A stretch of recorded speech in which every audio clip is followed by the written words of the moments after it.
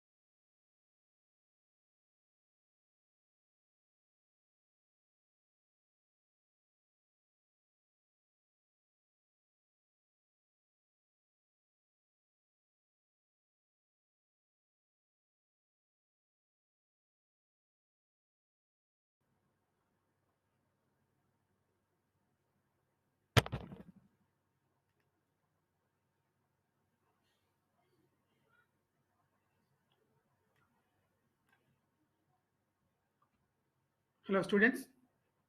How is my voice now? Are you able to? Is it audible now? Okay. Okay, that's fine. Okay.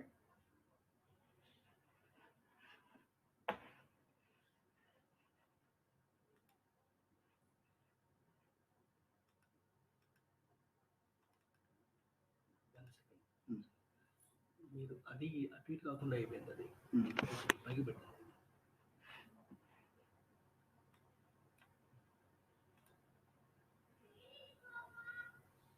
Stop చేశారు మీరు.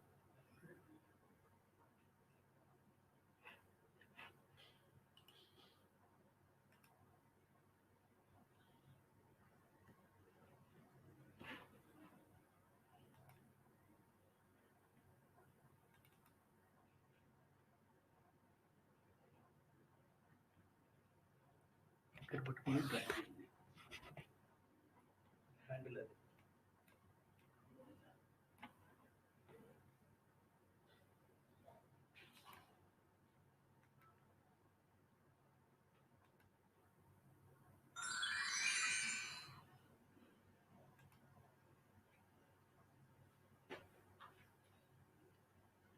So today's topic is the hernia, that is the inguinal hernia.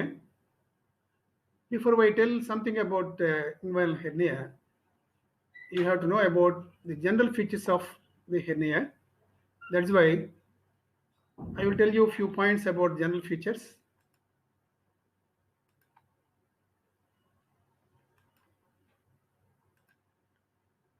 Hernia means the literal meaning rupture. Abnormal protrusion of a viscus or a part of a viscus through a normal or abnormal opening through the coverings of a cavity enclosing the viscus is called a hernia. I hope all of you know this definition by heart. It is very, very important. You should know this definition. Abdominal hernia.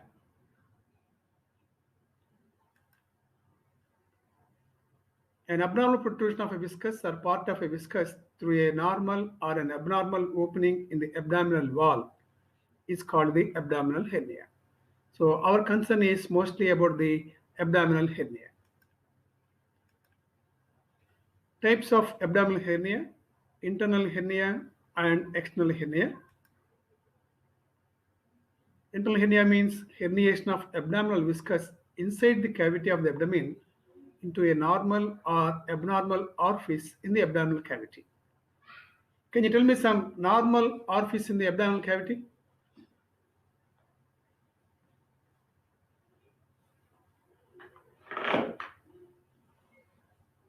Normal orifice in the abdominal cavity. That is in the abdominal. Deep inguinal ring is in the abdominal wall. I am telling in the abdominal cavity. Some opening in the abdominal cavity. Are there any foramen? Okay, yes, good. Epiploic foramen or foramen of Winslow. Yes, then hiatal opening in the diaphragm. Good. Esophageal hiatus. Okay. Anything else? There are some fossa in the abdominal cavity. Paraduodenal fossa, duodenal fossa, ileocecal fossa. So there are certain fossa are there because of the reflection of the parietal peritoneum onto the intestines. So in some places there will be depressions or fossa will develop. So they may be the cause of the internal hernia. Of course, about this in detail we can discuss when we talk about the intestinal obstruction, because it manifests as intestinal obstruction, and in the chapter of intestinal obstruction we will discuss in detail about those things. External hernia, this is herniation outside the abdominal cavity through the openings in the abdominal wall. So if a normal or an abnormal opening is there in the abdominal wall, through that a herniation can occur. This is called the external hernia. So now our concern is about the external hernia, because inguinal hernia is a type of external hernia. That is why first we discuss about the external hernia in general, then we will go to the inguinal hernia proper. Openings on the abdominal wall. They can be classified as the normal orifices, they being the deep inguinal ring, femoral ring, obturator foramen, sciatic foramen. Through any of these foramen, bowels can protrude out and can manifest like hernia. Then abnormal orifices of the abdominal wall. Sometimes there may be abnormal orifices. Esselbeck's triangle, abdominal scars, openings in linea semigeneralis, linea alba, umbilicus. About Hasselbeck's triangle, we will discuss in the topic on inguinal canal anatomy. Abdominal scars means any postoperative scar on the abdomen that can be a site for an abnormal orifice. That means it may tear or its fibers may open, leaving behind a opening through which the bowels can protrude out. Openings in linea semigeneralis, linea alba, and umbilicus. These are the fibroeponyeurotic structures. Sometimes between the deposition of fibers, a opening may occur, and through that the hernia can develop. If hernia occurs through linea semigeneralis, what do you call that hernia? What is the name of that hernia?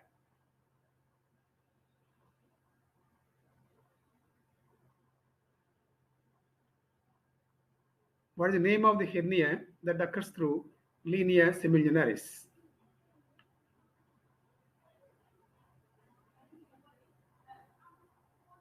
Spicelian hernia. Wonderful. Very good. Very good. The hernia occurring through, no, it is not lumbar hernia. It is not lumbar, it is called spicelian hernia. Very good. Many have given the correct answer. The herniation through linea alba is called what?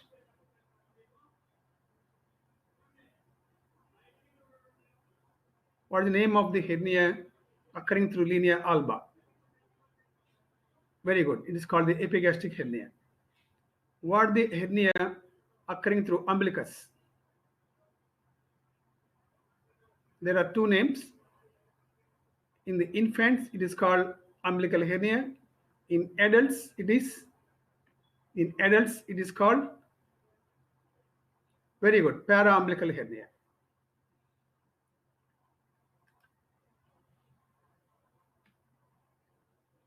This is to show you the landmarks of the abdominal wall. Here is the giphisternum. In the midline, you find the linea alba. And here is the umbilicus. This is all the rectus abdominis muscle. And here you find the lateral part of rectus abdominis is the linea semigeneralis. So from where the spicelian hernia can develop. These are the tendinous intersection marks of the rectus abdominis. Rectus abdominis is having 4 or 5 tendinous intersections, and those intersections will manifest like these grooves in the muscle, and the muscle in between them, they bulge like that when the fellow contracts the abdominal wall muscles. Of course, this is popularly called as as you all know, the six-pack body, six-pack abdomen. And this is the costal margin. Actually, the abdominal cavity means, many of the students think that it is the space between the costal margin and the inguinal ligaments. It is quite untrue. It is quite wrong. The abdominal cavity means the space between the diaphragm. The diaphragm will be approximately at the level of the nipples. So from the level of the nipples downwards up to the pelvic diaphragm, there is levatrani. The whole thing is the abdominal cavity.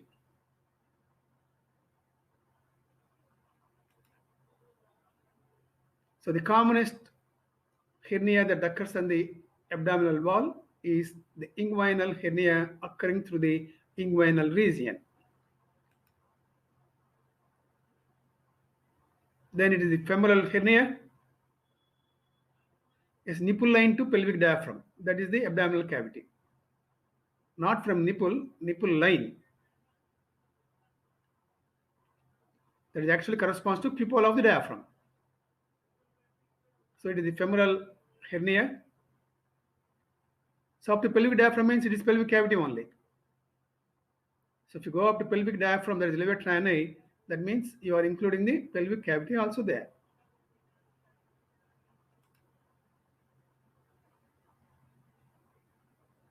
Then diaphragm. So sorry, this is the epigastric hernia occurring through the linea alba. This is the umbilical hernia, and here is the spigelline hernia developing from the lateral border of the rectus abdominis through the linea semigeneralis, or it is also called as the spigelline fascia. Usually it occurs midway between the umbilicus and pubic symphysis. Then most uncommon is the obturator inguinal hernia. It almost occurs at the level of femoral hernia only. Both have the same sites, but a muscle interposes or intervenes between these two hernia. Can you tell me? What muscle is there between femoral and obturator hernias? No, it is not pyramidalis. Pyramidalis is towards the abdominal side. This is towards the inguinal side or towards thigh side. It is not iliopsoas. It is not adductor longus. Just lateral to that. Just lateral to that.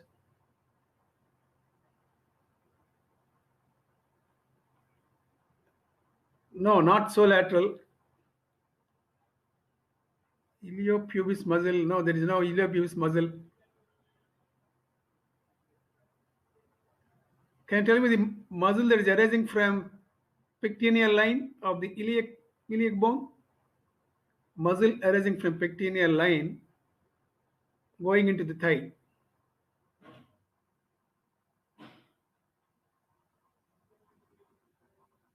No, it is pectineal line, I say. Iliacus arises from iliac spine and lamina of the iliac bone. Ah, yes. Damini has said it is correct. It is pectineus. The pectineus muscle interposes between the femoral and obturator hernias.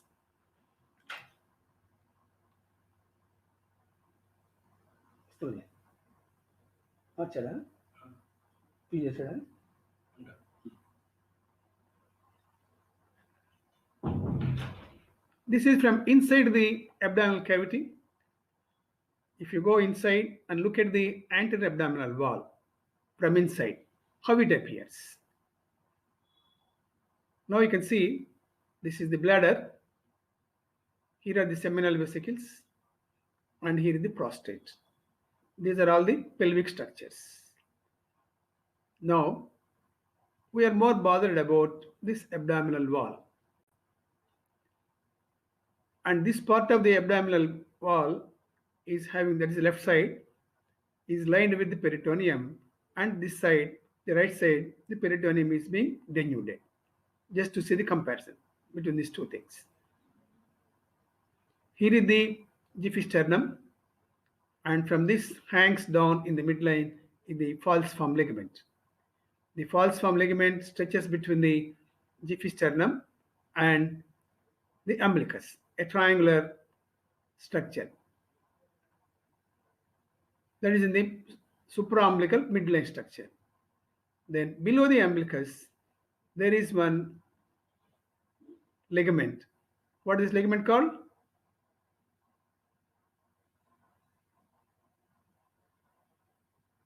This is midline structure. Whenever you do the laparotomy through midline incision, okay, this is called the median umbilical ligament. It is due to, it is a remnant of what? It is a vestige of some embryological structure, urachus. Very good. It is the urachus. As you are right, it is urachus. So the urachus forms the median umbilical ligament. Then obliterated umbilical arteries are there on either side. They form the lateral umbilical ligaments, medial umbilical ligaments. And then the deep inferior epigastric artery is there that raises a fold of peritoneum over it, and that also is seen here. That is called the lateral umbilical ligament. So when you look from inside the abdominal cavity, look at the anterior abdominal wall, you will find one median umbilical ligament, that is a fold of peritoneum raised because of a thick band of tissue. This band of tissue is nothing but the obliterated urachus. Then a pair of medial umbilical ligaments. These are also two fibrous bands. They represent the obliterated umbilical arteries. After birth of the child, once the umbilicus is clamped and ligated, these vessels, they become vestes. Then here is the deep inferior epigastric vessel that is seen here, and that raises a fold of peritoneum, and that is called the lateral umbilical ligament.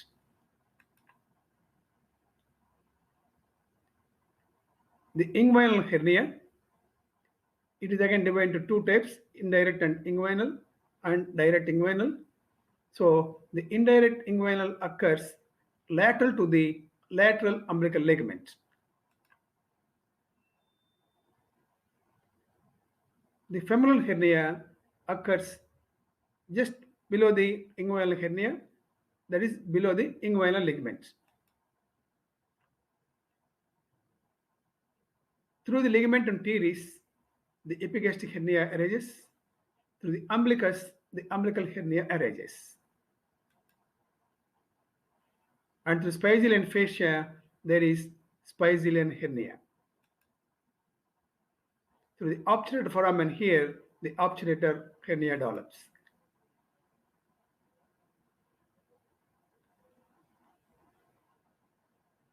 Of course, there are three fossae, the lateral fossa, medial fossa, and supravesical fossa between these ligaments. These are some common types of hernia. This is the umbilical hernia. Here is the inguinal hernia. Here is the femoral hernia. These are some of the uncommon hernia: the spicelian hernia, the umbilical, the epigastric hernia. So they are the uncommon hernias.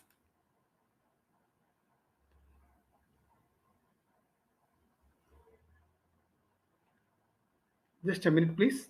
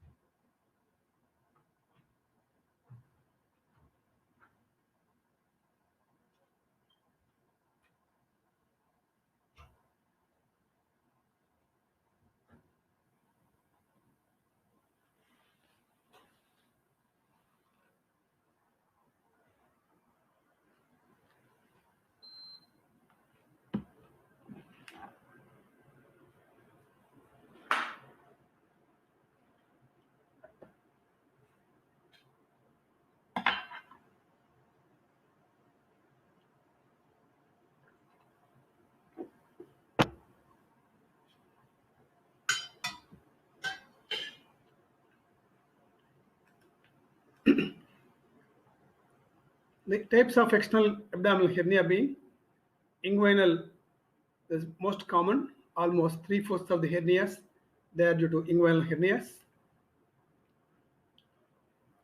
Femoral hernia, about 3%. Of course, there is a lot of gender difference also is here. Umbilical and paraumbilical, they are about 10 to 15%. Epigastric, obturator, lumbar, and spicelian hernia, they constitute around 1.5%.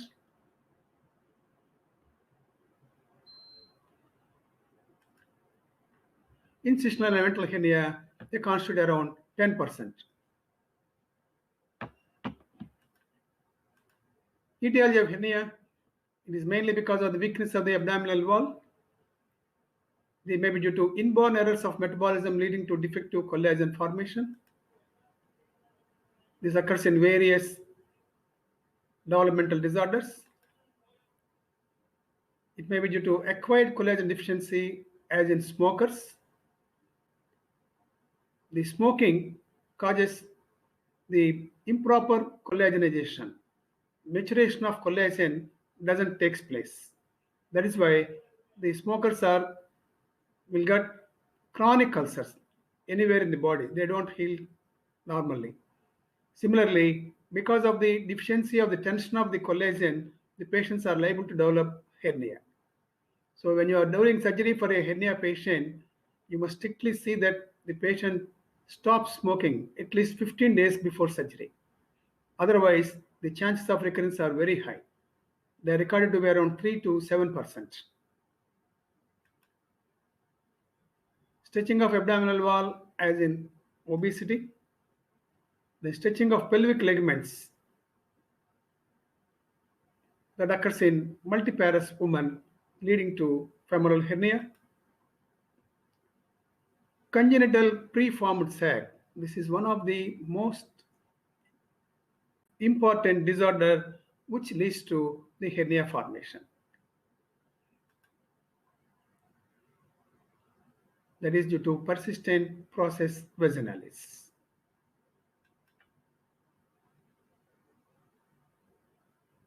Can you tell me any other persistent preformed sac which can lead to hernia apart from persistent process vaginalis?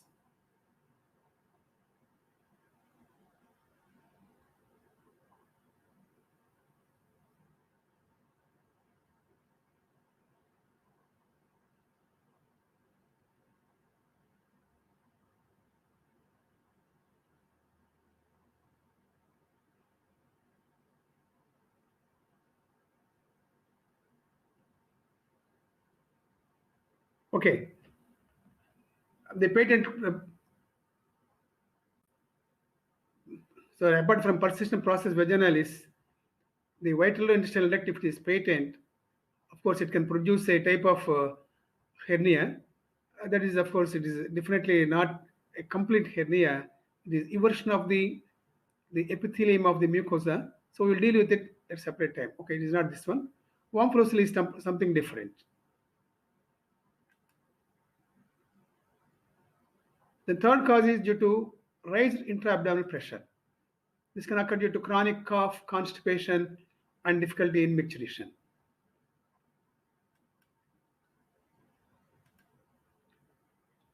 So these are the etiological factors. The main etiological factor in hernia formation is raised intra-abdominal pressure, a chronic rise, as in chronic cough, constipation, straining, and micturition difficulty and straining. And apart from that, a preformed sac, as in the indirect inguinal hernia, that is the process vaginalis. Added to that one, if there is any stretching of the ligaments or stretching of the fascia or the wall of the abdominal wall, they all can contribute to the hernia formation. Composition. Let us suppose this is the abdominal cavity. This is the cavity and this is the abdominal wall. This is having the layers. Inner a membrane, there is the peritoneum, then the musculo-aponeurotic layer, then the skin. Now let's suppose the musculo-aponeurotic layer develops a opening. Then what happens? The peritoneum lining, because there is no support here, it bulges out. When it's bulging out, the skin and subcutaneous tissues that are present over the superficial surface, they also stretch along with the peritoneal process. So now this is the hernia. Now what are the parts of this hernia? This peritoneum, which has projected outwards as a process, is called the sac. So sac is nothing but this is derived from the parietal peritoneum. This occurs because there is a defect in the abdominal wall, aponeurotic or muscular layer. The sac, the projecting area is called the fundus. The main part of the sac is called the body. The narrowed portion is called the neck, and the place where it communicates with the abdominal cavity is called the mouth. Then this hernial sac contains some contents. The contents can be small bowel, it can be momentum, fluid, sometimes some organs like ovary, appendix, Meckel's diverticulum, etc. can also be there as the contents. It has coverings. This peritoneal process, when it is projecting outside, it gets its coverings over that also gets stretched and they form the coverings.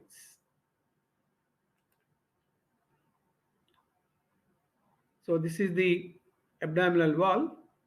This is the peritoneal process that has projected out, and over that the abdominal wall structures also has projected out. So this is the wall, this is the sac. The sac contains the contents. So the contents are here is the small bowel. Of course, the wall may be made of different layers depending upon the site of the hernia. So it has a sac, contents, and coverings. Sac is made of peritoneum. Sometimes the wall of the sac has bladder, cecum, or sigmoid colon. Then it is called the sliding hernia. How cecum or sigmoid colon can form a wall? Can you tell me? How the cecum or sigmoid colon can form the wall of the sac. They can become the contents because they are intestines. They can be within the sac. But I am saying they are part of the wall. Do you have any idea about that?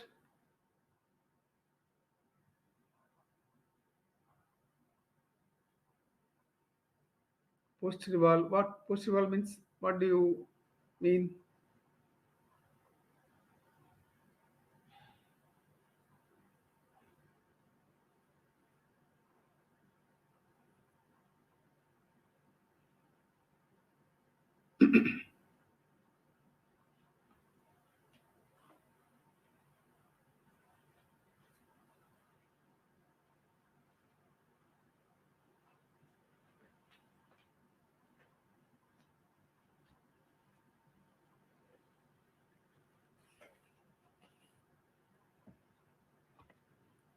Now this is a glove. Just think that it is the peritoneum of the abdominal cavity. So my finger is there inside. That is the abdominal content. You can see there is one process. So this is the hernial process. This is the hernial process. So the hernia, this is sac. The sac is made of peritoneum. Okay? But I am telling that sometimes it may have cecum or sigmoid colon. Not within the sac, but along with the sac, the cecum comes. How it comes like that?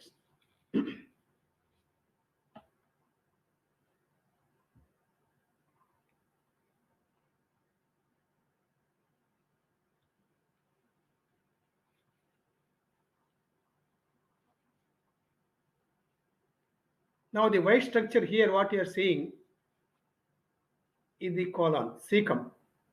Okay? Are you able to see it? Okay, I will enlarge the image.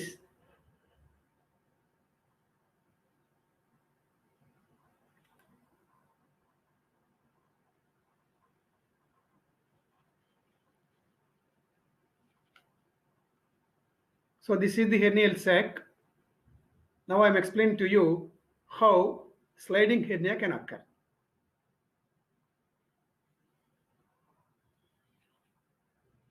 This is the anterior wall of the abdomen, and here is the posterior wall of the abdomen.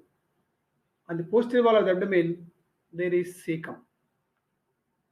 Over the cecum, the peritoneum is there. This peritoneum curves around the anterior abdominal wall.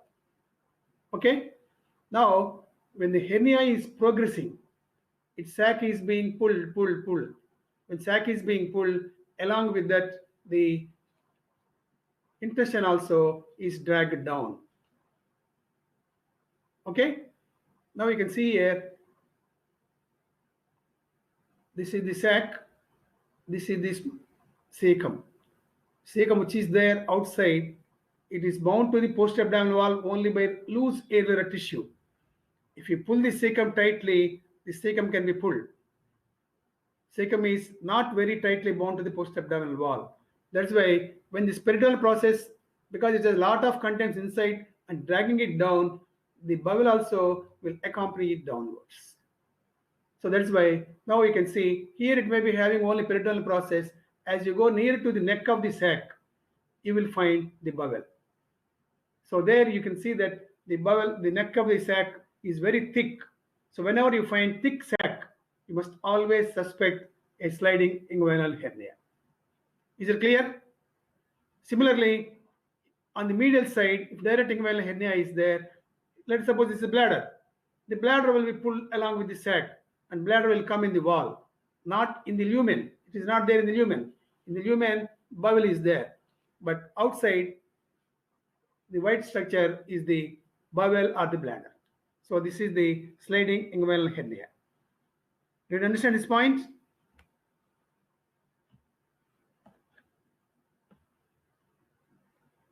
Okay.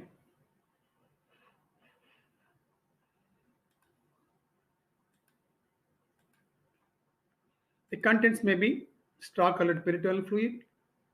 Then we will call that as a congenital hydrocele. This usually occurs in infants and children up to 10 years of age. Whenever you see a hydrocele, a scrotal hydrocele in an infant or a child up to 10 or 12 years of age, you should consider that as a patent process vaginalis permitting fluid to pass into the scrotal tunica vaginalis and forming hydrocele. So the treatment is something different from the usual hydrocele management. Because it's a process vaginalis, the treatment should be just like hernia treatment. Okay, the straw-colored peritoneal fluid. Then blood-stained fluid in case of strangulation of intestines. Bowel, if it is there, then we call that as the enterocele. It may be omentum, then we call this as epiplocele or omentocele. Ovary or fallopian tube. Oh, sorry, you're not able to see me. Just I will.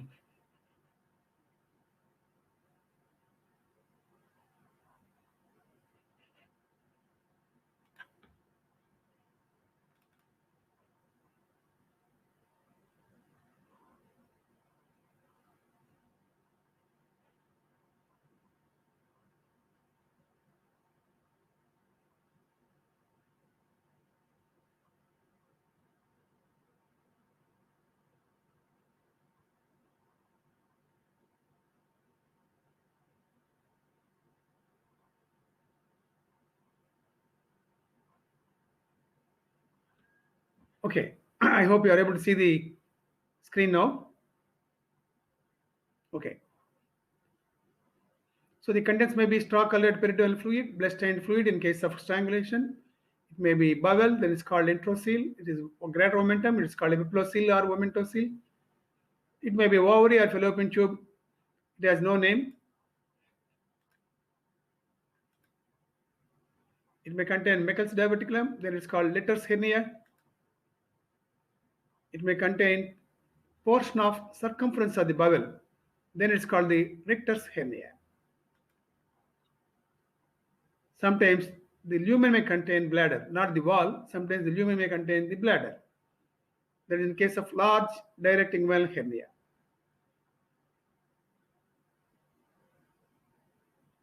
What is MEN? Appendix is there, it is called MEN. No, I have no idea. Okay, that's fine. This is Letter's hernia. It's nothing but Meckel's diverticulum occurring over the bowel in the hernial sac. Coverings of the hernial sac depends upon the site of the hernia and type of the hernia. Classification depending upon the pathology of the bowels in the hernial sac. If the bowel comes out and retracts inside easily or on manipulation, it is called reducible hernia. Bowel comes out to the hernial sac and you can't reduce it even on manipulation, then it is called irreducible hernia. The bowel comes out, it can't be reduced, and at the same time, the rings have made an obstruction from extraneous side to the bowels, producing intestinal obstruction. Then it's called obstructed hernia. Irreducible and obstructed hernia are not the one and the same. They are different. Okay, incarcerated hernia means it is a type of obstructed hernia wherein the content is the large bowel and the large bowel contain feces. Then it's called incarcerated hernia. So it is also a type of obstructed hernia where the content is large bowel containing fecal matter. Then this is called the strangulated hernia, where there is strangulation, that means the vascularity to the blood, vascularity to the bowel is impaired, producing the brownish black patch here. Reducible, irreducible, obstructed or incarcerated. So almost both of them are same. Strangulated, leading to gangrene of the bowel.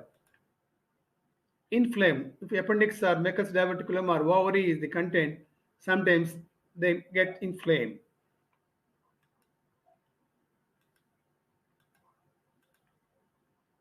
Cardinal features of reducible hernia.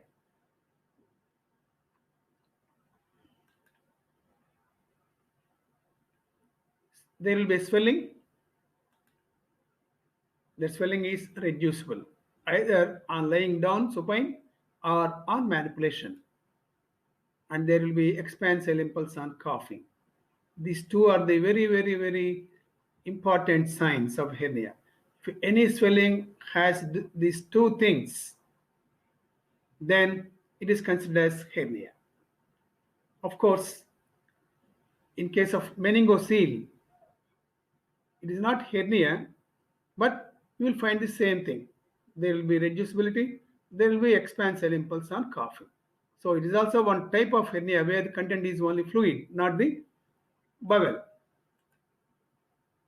Irreducible hernia. This occurs due to crowding of the bowel loops or additions between the loops or between the loops and the sac. The intestines has come out. Along with the intestines, the greater momentum also has entered the sac. And whenever greater momentum is there, it usually forms a lot of additions. So because of the additions, it can't go inside. Or sometimes the loops which has come into the sac, some people, some patients, they cannot make out hernia. They think that it is a natural process. That's why they ignore even reducing it.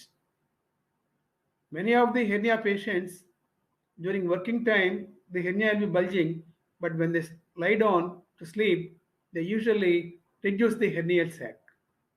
The contents will go out in the abdominal cavity, they feel a little bit relieved of distress, and they sleep comfortably. But some of the patients, they ignore about the swelling and they live with that, and the swelling gradually increases. Sometimes I have seen about 2 or 3 cases where the hernial sac is up to the level of the knee. So I will show you those images sometime later. So you will just wonder when you see those images how these people are able to walk and do their natural activities of micturition or edification. So the people can tolerate so much swellings because of shyness. So when the people doesn't bother about the swelling and the loops of bowel are there lying in the sac for such a long period like that, these loops of bowel get adhered to one another. And that will lead to a big mass, and it fails to go through the small internal ring or opening, and that's why the patients will get the irreducibility. It occurs usually due to momentosile, irreducible, but cough impulse is present without any evidence of obstruction. There is no obstruction, cough impulse is present, and it is irreducible. Obstructed hernia, once there is obstruction, this part of the bowel which is obstructed, it is a closed loop. That means the entry loop and exit loop both are blocked. So when entry loop and exit loop both are blocked, then it's called the closed loop obstruction. Closed loop obstruction and open loop obstruction both will have different pathology. Out of the closed loop and open loop intestinal obstruction, which is more dangerous, either open loop obstruction or closed loop obstruction.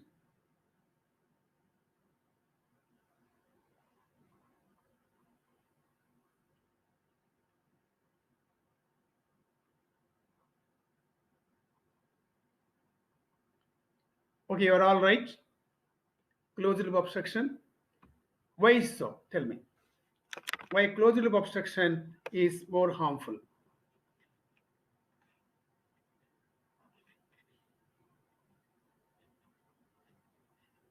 If you have to write too many words, you can just speak out in the mic.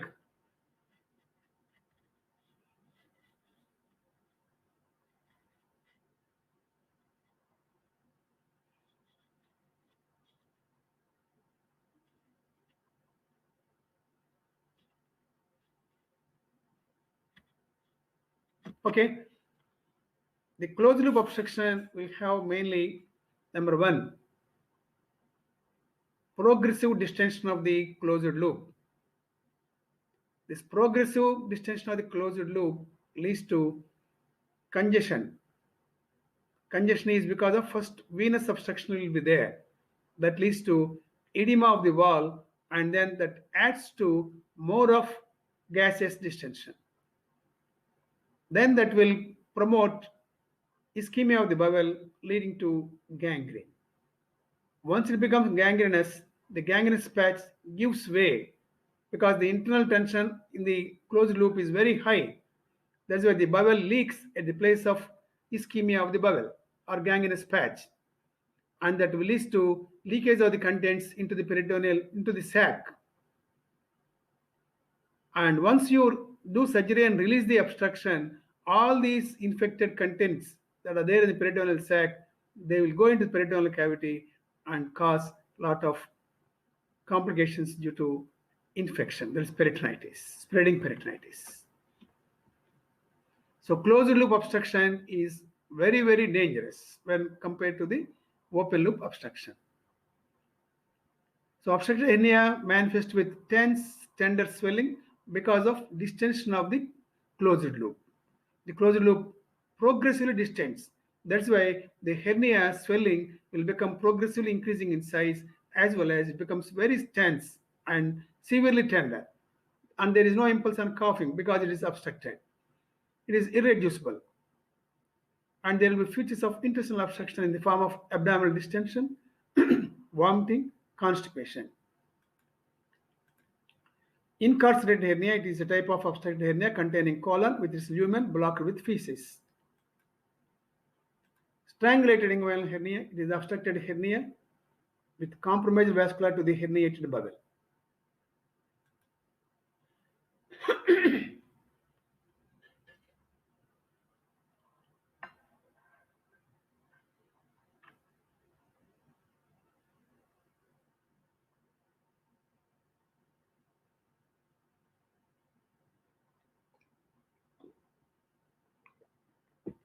In infants also, the internal ring and external ring both are there. You can define them very well. In infants or children, there is no problem. Strangulated hernia pathology. The bowel is like this. There is a hernial opening, so the bowel has passed through that and formed the obstructed hernia here. This is the sac. This is the bowel loop which is entrapped there. This is the efferent loop and this is the efferent loop. Both of them are closed. Okay, Damini, we will discuss about inguinal canal anatomy in infants during the time of inguinal canal discussion. Just after this, we will go to the inguinal canal, then I will talk then. Okay, now focus here. This is the sac and this is the bowel, and here is the ring. The ring is constricted. That is why the bowel has undergone closed loop obstruction.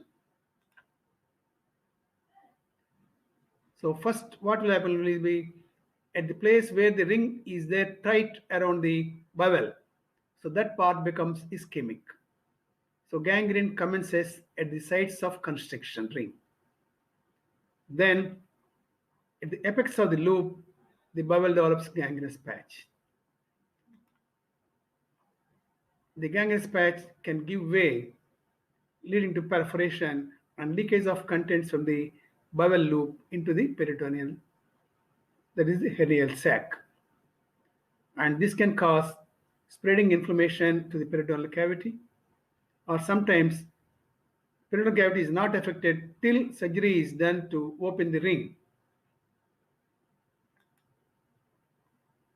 So constriction at the neck or any other part of the sac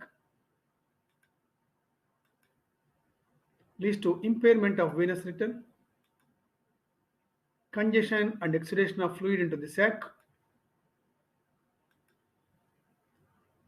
closed loop type of obstruction to the bowel in the sac leading to increasing distension of the loop. This leads to compromised arterial supply, leads to gangrene of the bowel, first occurring at the ring of the constriction and later the anti-mesenteric border. Gangrenous bowel perforates into the sac leading to infection. Later the infection of the sac spreads to the peritoneal cavity. You can see here, this is the ring of constriction. So this constriction has caused localized gangrene at the place the constriction ring compresses the bowel. And at the loop of the bowel, you can see here the gangrenous patches.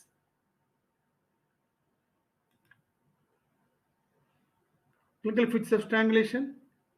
You can see in this image, the swelling is so tense and irreducible. There is no impulse on coughing and it is also tender. In addition, there is abdominal distension because of associated intestinal obstruction. In the early stages, it cannot be differentiated from obstructed hernia, and hence all obstructed cases are considered as strangulatory hernias till proved otherwise.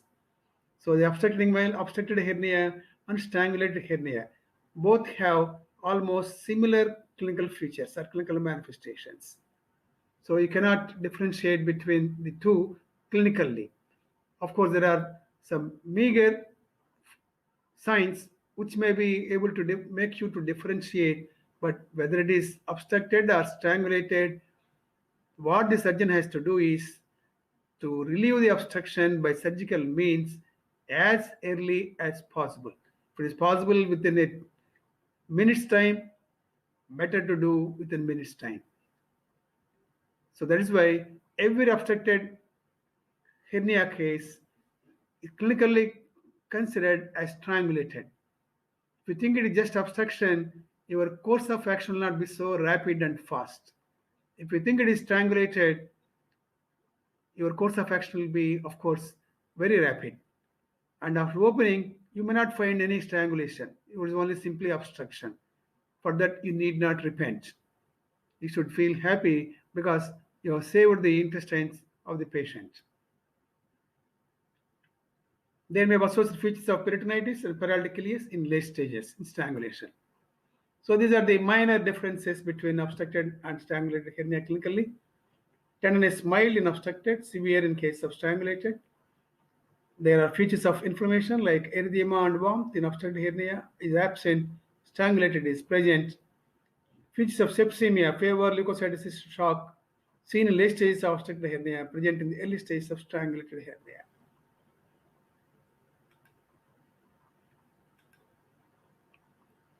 Strangulated rectus hernia. I told you already rectus hernia means the bowel, complete bowel is not entering the hernial sac. This is the hernial sac. This is the abdominal wall. A small rent is here. So through the rent, the whole bowel didn't enter because the opening is very small. Only wall of the bowel has entered. So this is called the partial enterocele. That means because only part of the bowel has entered the hernial sac. That means part of the circumference of the bowel wall will form the content of the hernial sac. So in this case, what happens? If it becomes gangrenous, this part becomes gangrenous, but this part is patent. So there is no obstruction. Patient is passing bowels normally. There is no vomiting, but there is a tense, tender lump. So when you look at the tender lump, which is tense and spherical, usually you think that it is a case of lymphadenitis, acute severe lymphadenitis, because there is no intestinal symptom. So you consider it like that. And if you just keep him on antibiotics for some time like that, then that will perforate and lead to infection and later severe complications. So when strangulated rectus hernia is there will be tense, tender swelling. There is no vomitings, but there may be sometimes diarrhea, because all this infected material will be contaminating the lumen of the bowel. So the bowel will be inflamed. That produces enteritis. This enteritis will produce diarrhea. That is how these patients will have diarrhea. But usually what do you expect in strangulated bowel? You will expect constipation, but these patients will have diarrhea. So usually you think that the tenderness is because of enterocolitis and diarrhea is because of enterocolitis, and you start giving the treatment for enterocolitis without bothering about this. So you must do a thorough examination in any patient. If the patient just comes and tells you that he is having diarrhea, vomiting, and pain abdomen, so if you don't bother to examine this patient's abdomen properly, you are going to miss this strangulated rectus hernia. Unless you suspect it, you can't do any investigation also. From the beginning itself, if you just consider this as a case of enterocolitis, then patient will be in a lot of danger. Inflamed hernia causes inflammation of its contents, that is either appendicitis or salpingitis, from tophic ulcers developing at the tip of large hernia.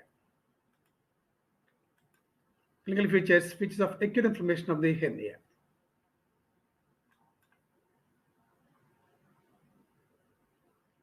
So that is classification of hernia depending upon the pathology. It is reducible, irreducible, obstructed, or incarcerated, strangulated, and inflamed. Now, classification according to the contents. Enterocele, omentocele, rectus hernia, that is Meckel's diverticulum, rectus hernia, just now I discussed, Madel's hernia. This is called the Madel's hernia. Here what happens is, a loop of the bowel enters the hernial sac, a loop is formed, and this bowel again goes into the abdomen and comes back again.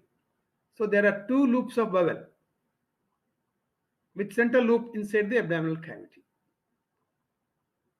So this is the efferent bowel. This is the efferent bowel. This is the efferent bowel. The whole thing is the bowel loop. Of course, this is in the hernial sac. This is in the abdominal cavity. So why should you bother about this? This is almost looks like something like letter W. Comes like this, comes like this, comes like this. So letter W. Why should you bother about such hernias? Okay, let it be there. What is the problem? What is the pathological significance of Madel's hernia? Is now and then given in short notes for the postgraduate students.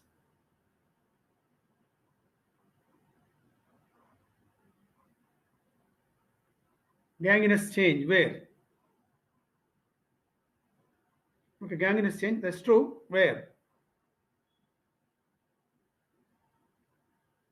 What is the importance of this Madel's hernia? Gangrenous change at the neck. Okay.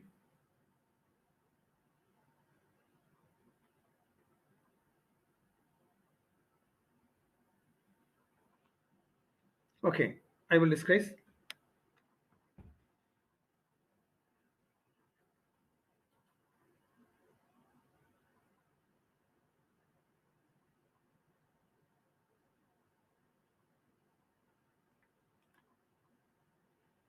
Now, this whole thing is the abdominal cavity.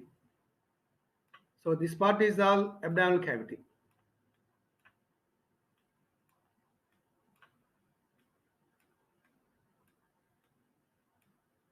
Okay. This is the hernial sac.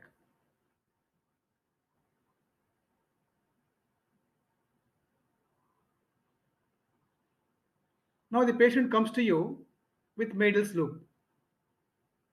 That means clinically you cannot make a diagnosis. You will just make a diagnosis of hernia. So sometimes it may get obstructed. So the obstructed patient comes to you with the abdominal distension, vomiting, constipation, tense, tender swelling in the hernial region without any cough impulse. So immediately we will make a diagnosis that it is a case of strangulated or obstructed inguinal hernia. Then what you do? You plan for surgery. You open the sac. So in hernia, what you do? You don't open the abdominal cavity. You open only the hernial sac. You open the hernial sac. Fluid is there. You let it out the fluid. You see the bowel. The bowel looks normal here. You push the bowel inside and close the hernial ring and do the repair. That's what you do usually. But if it is a Madel's hernia, what happens? The part that is there in the hernial sac is normally viable. But the part which has gone into the abdominal cavity, that loop, because of the constriction here, it becomes gangrenous. So when you open the sac, you will not see this loop because it is in the abdominal cavity. So if you don't look at it, you just push the bowels and do your job and feel comfortable for that night. From the next day onwards, you don't have any sleep for another 1 week because the bowel inside will do a lot of havoc. The gangrenous bowel leaks, produces peritonitis, sepsemia, multi-organ dysfunction, and everything else later. That is why the precaution what you must observe when you're doing surgery for the strangulated hernia is after opening the sac, look at the bowels. If the bowels are healthy, then you pull the bowels at least for at least 1 meter of bowel. That means about 2 to 3 feet of the bowel should be drawn outside from the abdominal cavity. Look at the bowel, then you push them inside. So make this as a habit, especially postgraduate students during their night duties in emergency. Now and then they get this obstructed or strangulated hernias. So assistants may give them, go and do it. So they will not come to the theater. So you will be there only in the theater and you have to do surgery. So when you're doing such cases, if you miss this Madel's hernia, of course it's very rare. Even the rarest of the rare case, if it gets a problem in your hands, that too in early part of your career, that will haunt you for the rest of your life. So be careful. So though it is hernia, a very simple case. So whenever you see a strangulated hernia after opening the sac, even if the bowels are viable, what you must do is you must pull out the bowels from the abdominal cavity for a little while and check whether there is any gangrenous patch or gangrenous loop. And if you make sure that there is nothing like a Madel's loop inside, then you can push back all the bowel loops into the abdominal cavity and do the repair for the hernial site. It is not the bowel loop that is there in the abdominal cavity to suffer first. It can be anything. It can be the bowel in the hernial sac can become gangrenous, or it can be the bowel inside the abdominal cavity that can become gangrenous. So if the bowel in this sac becomes gangrenous, of course, when you open the sac, that is quite obvious to you, and you do the necessary things for that. But if the bowel in the sac is normal, viable, bowel inside the abdominal cavity, that loop is gangrenous, then the whole problem comes because you miss it, it perforates later and produces septicemia and other severe complications. That's all. That is why, not that in Madel's hernia, only the internal loop gets gangrenous early. But many a times, the internal loop becomes the first one to become gangrenous. Because when you look at the loop, the W, which is entrapped by the hernial ring, the apex of the loop, I told you the gangrene occurs first at the constriction site. Number two, the gangrene occurs at the most extreme site in the loop, most distal part of the loop. So the apex of the loop. So where is the apex of the loop for the Madel's loop? The loop that is there inside, or the loop that is there outside? Which is the apex for the W? That is the inside loop. That is why that undergoes gangrene first. So usually that may be there, or sometimes even the outside loops also may become gangrenous. Hope I am clear in explaining this Madel's hernia. Investigations to diagnose hernia. So whenever a patient comes to you with a cough impulse, a swelling which is reducible, there is no other doubt than hernia. But at times, in obese individuals or in very early cases, you may not be able to make a diagnosis clinically. So in such cases, you have to do the imaging studies.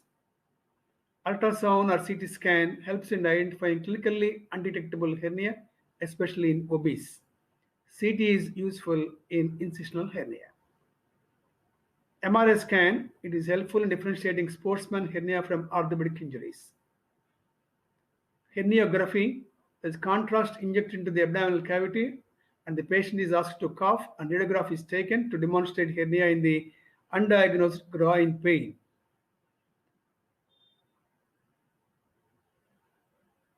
Sometimes the hernial sac is very small. You will not be able to detect it in the hernial region, but the patient will be complaining of continuous pain. I will explain it later about the sportsman hernia.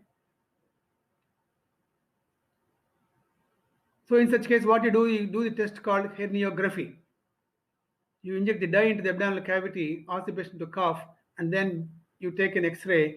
Then you will see the dye trickling into the hernial sac.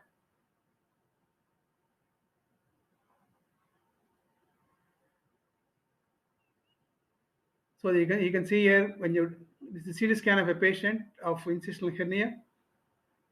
So the hernia is appearing so big, but the defect is only this much. So it will be, once the hernia loops enter the hernial sac, they mushroom out.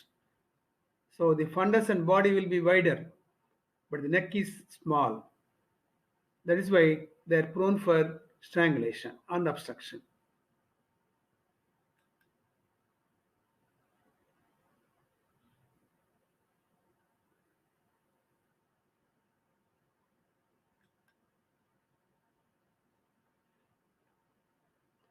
Now we can see the dye injected into the abdominal cavity. The dye has trickled down and has collected here.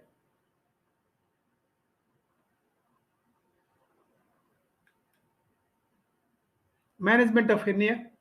I am talking about hernia in general, not about inguinal hernia. We have not yet come to the inguinal hernia.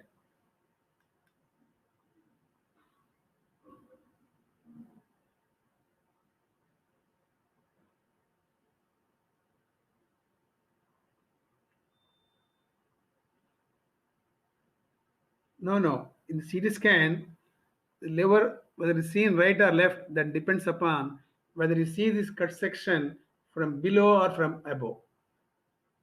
The slices are made, and the slices afterwards you see them either from this side or from this side. If you see from one side, it looks like as if it is on left side. On the other side means if you look it from the other side, they appear as if they are on the right side. So that's why you need not bother about the side. Once you see the stomach and then actually there will be marking will be there, the right and left. So by that you can make it out. Indications for surgery. In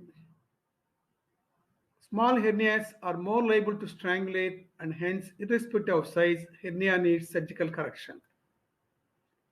Direct inguinal hernia with wide internal opening in high-risk persons, that means very old persons where they have some cardiac problem or respiratory problem or central system problem, may be subjected to watchful expectancy. Do you know the meaning of this watchful expectancy?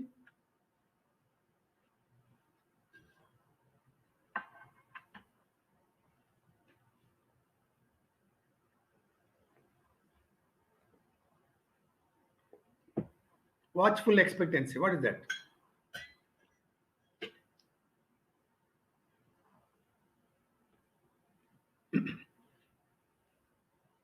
Yes, under observation. You watch him. You watch him without any treatment. What for you watch? You expect some complications. So you watch for those complications. And if any complication is there, intervene at the earliest.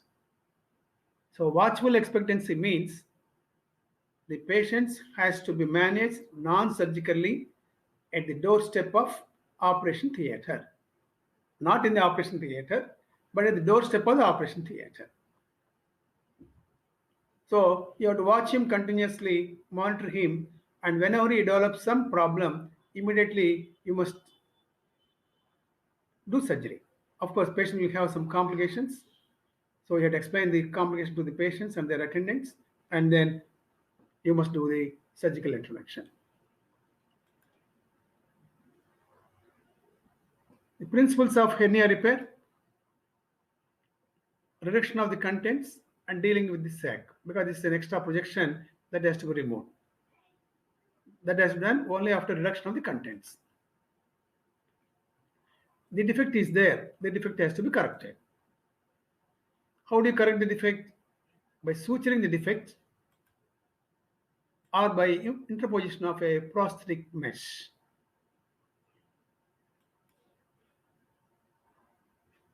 Prosthetic mesh in hernia repair.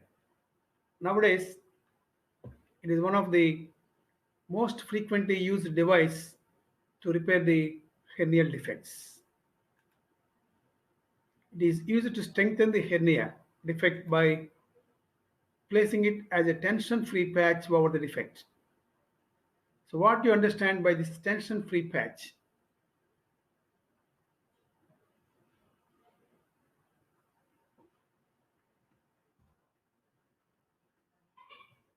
Let us see inguinal hernia itself. This is the inguinal ligament, and this is the internal oblique muscle.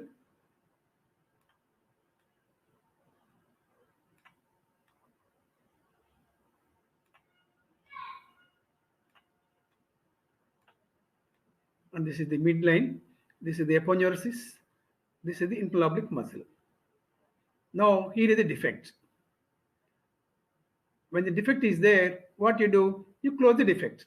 So apply a suture here and tightly pull it here and close it. You draw it here and close it. You draw it here and close it. So what is happening when you are pulling it to the inguinal ligament and tightening this? So this suture line, what you have done, is under tension. That means distraction forces are there. The muscle wants to go to its original position, to its natural position. So it will always be pulling up. That means what you are doing, you are producing the perpendicular forces acting on the scar. So when the perpendicular forces are acting on the scar, means the scar is subject to stretch. So a stretched scar will always become a weak scar. So the collagenation properly cannot take place, and that results in formation of a defect later and leads to recurrent hernia. It is not due to not tightly anchoring. You can anchor it, but because of the stretch, the muscle or the defect, if the defect is so much big is there, you tightly close it. What happens? It wants to go like this. So there will be constant stretch on the suture line. The constant stretch on the suture line leads to distraction of the fibers, leading to the opening.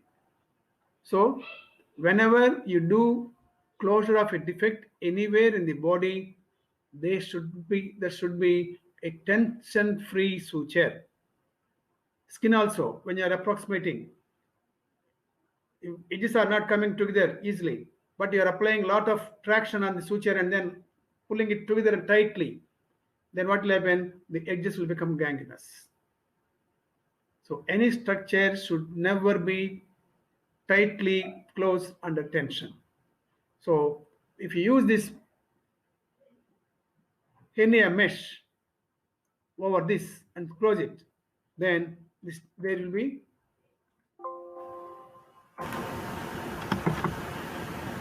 be tension-free repair will be there. Sometimes this is made into like a plug and then plugged into the defect. Sometimes this is done in case of femoral hernias. Augmenting the repair defect. Sometimes you do normal repair, but you are not very much sound enough to think that the repair defect will be sound. Then what you do is you put a extra mesh over that. How does mesh help to repair the defect? You are putting the mesh. How the mesh is going to give strength to the scar? Is it because you are implanting a mesh that is giving a lot of strength, or just something else?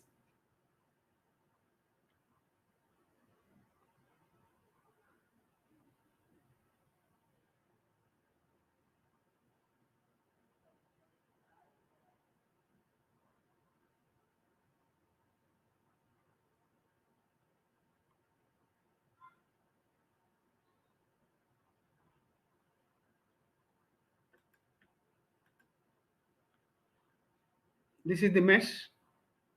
This is made of polypropylene. This is a closer view. So whenever you keep some material inside the body, whether the body will tolerate or becomes intolerable and do something for that. So there will be foreign body reaction. So what is meant by foreign body reaction? That depends upon the type of the foreign body.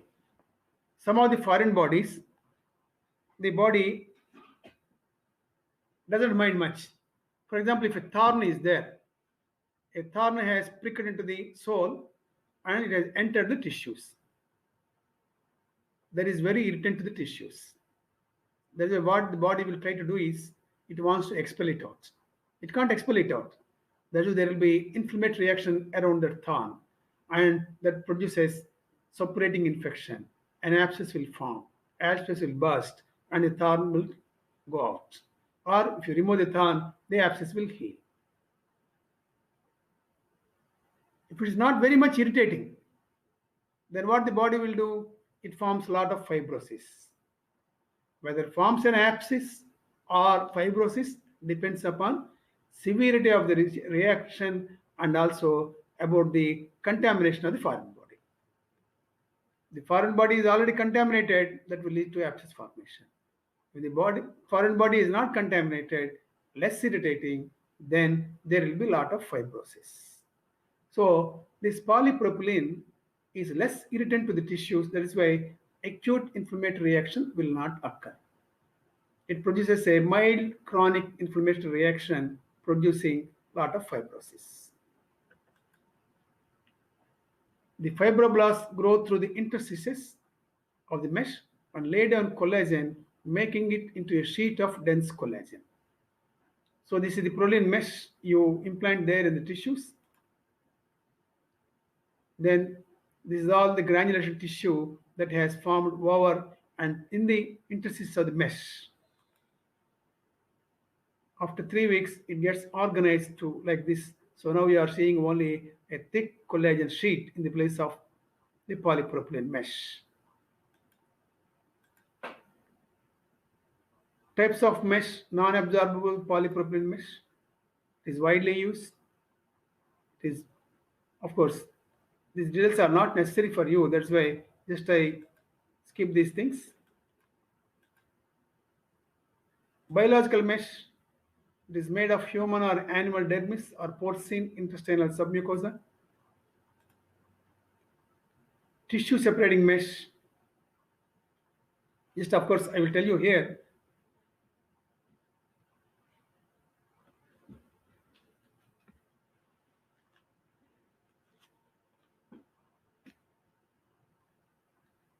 This is the polypropylene mesh. I told you when you apply this mesh in the tissues, there will be a lot of fibrosis. So because of the fibrosis, this whole thing becomes fibrous sheet. Whenever fibrosis is there means those fibrous bands will be there not only within the sheet, but also they will try to adhere to the surrounding structures. Whatever structure that is there, it gets adhered to that particular structure. So for example, if the patient is having a large incisional hernia, so a large incisional hernia is there, now you open the abdominal cavity, you are not able to approximate, you want to put a mesh. You keep a mesh, for example, this is the opening, you keep the mesh, this is the abdominal cavity, this is outside. You keep the mesh inside the abdominal wall like this.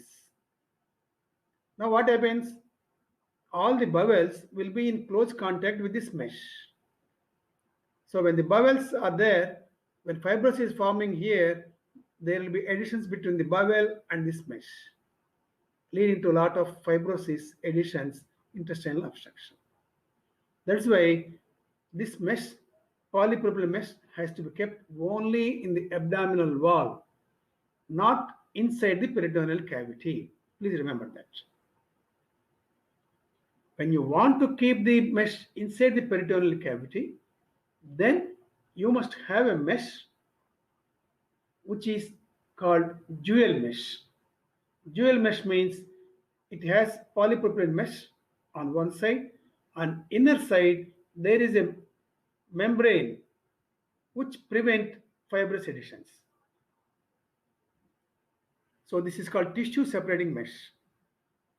Polypropylene mesh cannot be placed inside the peritoneal cavity as it causes fibrous adhesions between the bowel loops and itself, causing intestinal obstruction and fistulae. Hence, polypropylene mesh is coated with polycellulose, PTFE, or collagen on one side of the mesh, which faces the bowel. So then there will not be any adhesions. So you can see here, this is polypropylene, and inside this white layer is made of some collagen tissue. So when the balls come in contact with this, there will not be any adhesions for this side. As the surface is slippery, the bowels do not adhere, and this composite mesh can be placed inside the peritoneal cavity to patch the defects in the incisional hernias. Absorbable mesh. So that is the general features of the hernia. Pure PTFE mesh cannot be used. PTFE can be coated to one side of the proline mesh or the polypropylene mesh, and you can use it.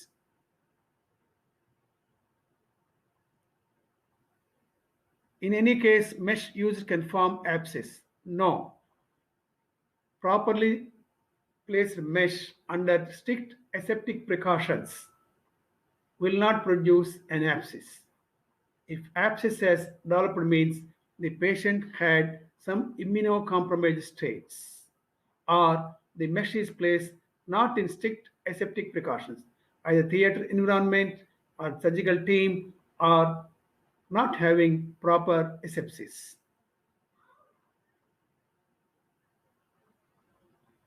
Does the mesh shrink? Yes, it shrinks after 3 months. The size gradually comes down because when our fibrosis is there, it shrinks, but to a little extent.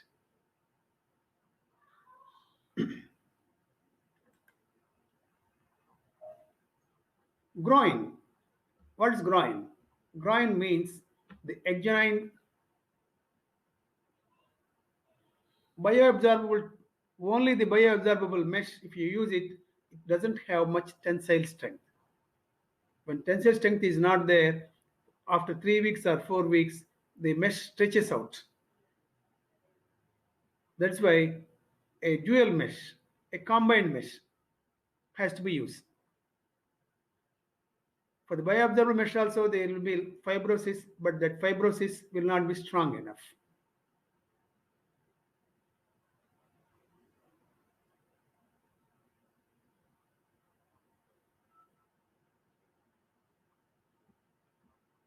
Okay, groin hernia. Groin means the adjacent site of the thigh and abdomen where they meet together, so that is called the groin.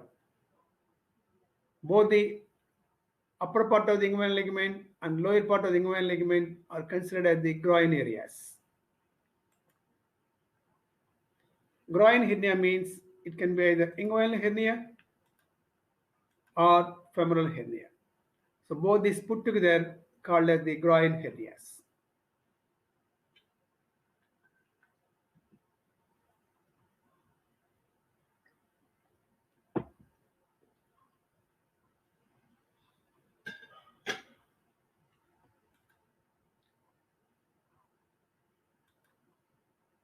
Inguinal hernia.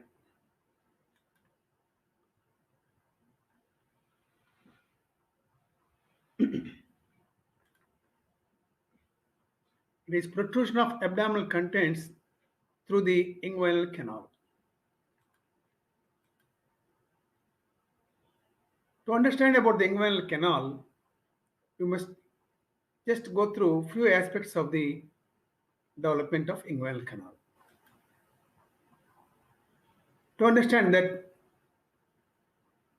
why should there be inguinal canal at all?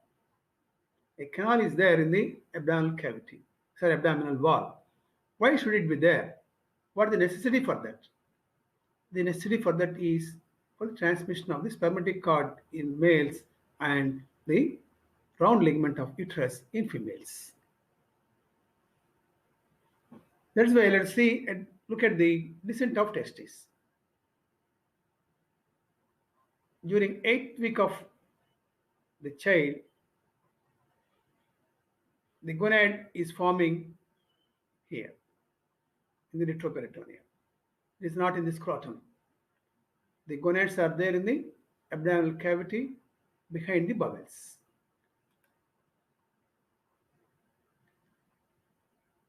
At 11th week of life, they are nearing the pelvis.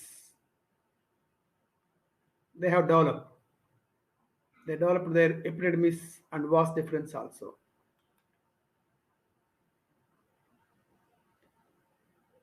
So by 8th lunar month, they enter the scrotum. That means the testes which developed in the abdominal cavity just before the delivery, they have reached the scrotum. How they come out?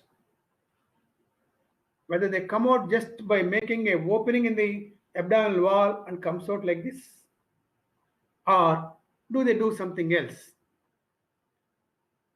Into the scrotum means they can just make a hole just above the scrotum in the abdominal wall and can come out like this.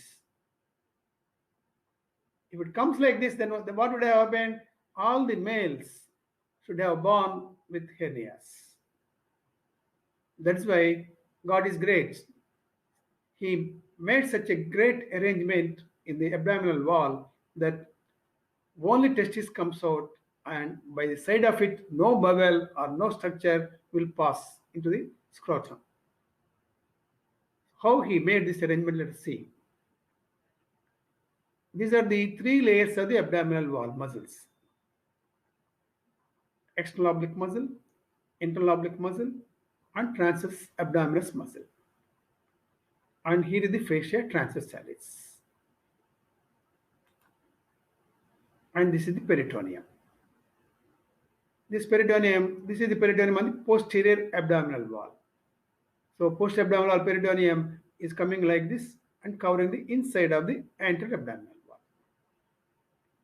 Now this testis is there at the lower part of the abdominal wall, just behind the peritoneum. The peritoneum is adherent to its anterior wall and lateral walls, forming the serous coat. So that means this peritoneum is adherent means when the testis is pulled down, the peritoneum also comes along with it as a process. Due to the effects of the various hormones and due to retraction of the midgut into the abdominal cavity, there is a lot of pressure inside the abdominal cavity. So that makes this testis to move away from that place. So then what it does is, it pushes onto the anterior abdominal wall and some weakness occurs in the fascia transversalis, and that gives and but that stretches. So once it gets stretched, the testis continues to push it still further forwards. You can see here, just it doesn't make a hole there.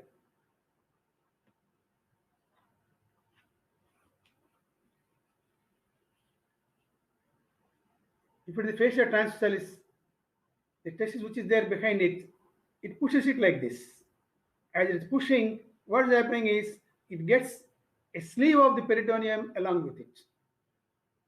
So here is the testis, and this is the sleeve of peritoneum coming along with the testis.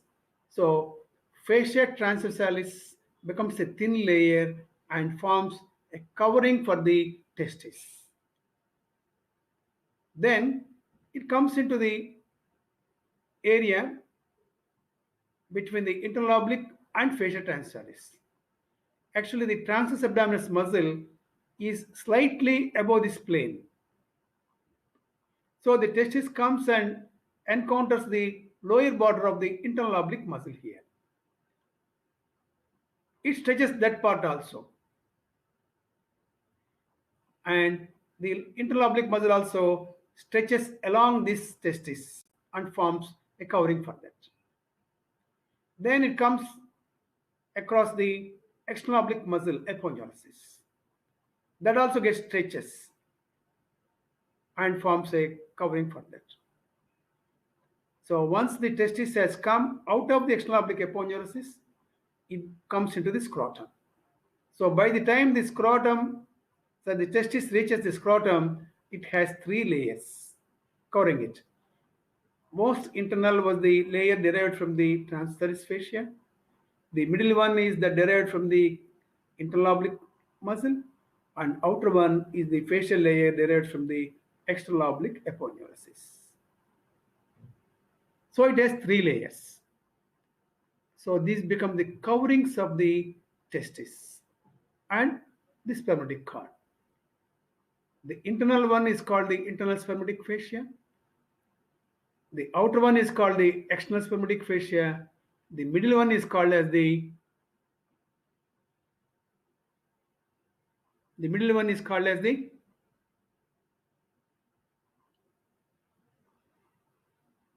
what do you call the middle layer? Very good. Very good. Cremastic fascia. The most internal layer is formed from which structure? One of your colleagues has just put a question there. Does transversalis contribute to these layers? Transversalis muscle doesn't contribute to these layers. Transversalis fascia forms the internal spermatic fascia. Then the question is, why transversalis muscle doesn't contribute? Why it doesn't contribute? Of course, already I told you, yes, it is above. Its lower border is placed at a higher position than the place where the testis makes the entry. The place where the testis makes the entry into the fascia transversus is called the deep ring. The transverse abdominis muscle is situated just about zero 0.5 to 1 centimeter above the level of the deep ring. That's why it doesn't come in the way, so the testis need not stretch its muscle fibers. So it doesn't contribute for the any facial covering for the testis or for the spermatic cord. Is it clear?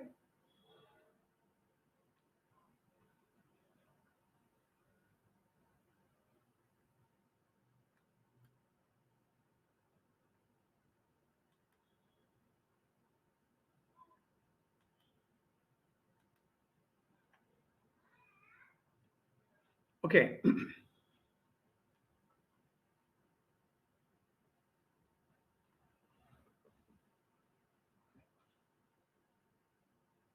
Now I'll just explain how the inguinal canal is formed. This is the pelvis. These are the bubbles. This is the peritoneal cavity, peritoneal membrane enclosing these bubbles. There's peritoneal sac. Over the peritoneum, you find two vessels coursing. These are the deep inferior epigastric artery and the vein. They lie over the peritoneum. And this peritoneum is covered by fat. That is called the preperitoneal fat. And over the preperitoneal fat, there is a fascial layer. That is the fascia transversalis. This is the opening made by the testis to come into the scrotum. So it forms a hole here lateral to the deep inferior epigastric vessels. Lateral. So please remember this point. Lateral to the deep inferior epigastric vessels, in the fascia transversalis, a small hole is made, and through that the testis emerges out. This is called the deep ring. Now this is the transversus abdominis muscle. You can see its lower border. It is quite higher up than the deep ring. Superficial to that muscle is the, this is the spermatic cord and testis, which has coursed in between the muscle layers of the abdominal wall and came into the scrotum. This is the internal oblique muscle. This is a very important muscle in the inguinal canal. If you see in the lateral part, of course, its fibers are directed upwards and medially.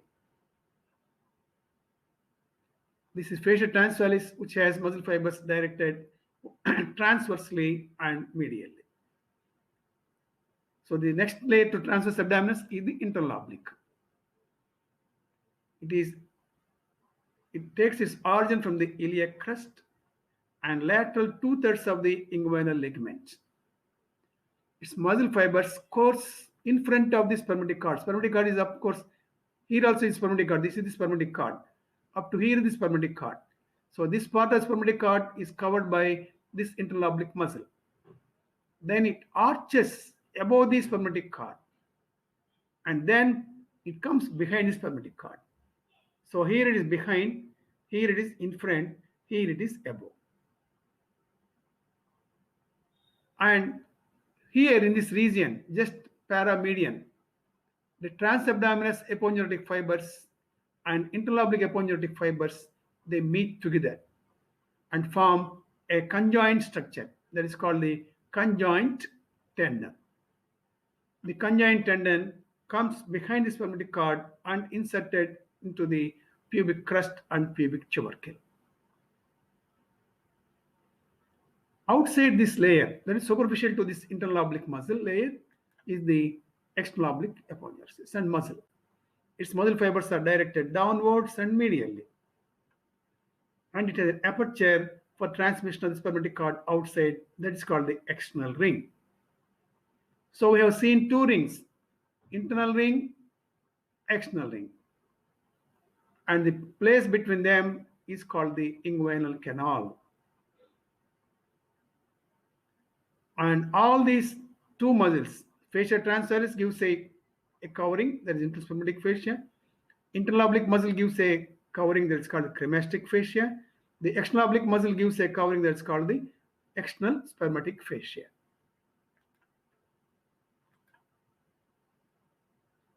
Now we can look at this image. This is the external oblique aponeurosis. So you can see these fibers. The lower part of the external oblique aponeurosis is very much thickened and just looks like a tendon that stretches from the anterior suprailiac spine to the pubic tubercle. So this is the structure. This is called the inguinal ligament. This is the most important structure for keeping the integrity of the inguinal canal. And through this external oblique aponeurosis, you can see this opening is there. Through that, the spermatic cord is entering the scrotum.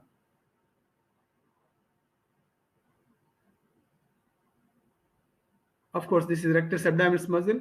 These are the intersections.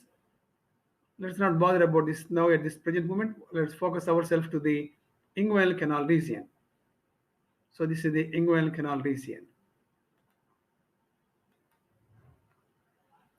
This inguinal canal region is traversed superficially by three vessels. Branches from the circumflex iliac, superficial inferior epigastric. This is superficial inferior epigastric. Previously, I told you the lateral umbilical ligament is formed by the deep inferior epigastric. That is different. This is called the superficial inferior epigastric. And this is called the external pudendum. So these are the three vessels that course superficial to the inguinal canal. All these points are important for the surgical student. Why they are important, I will let you know when we go for the surgical exercise.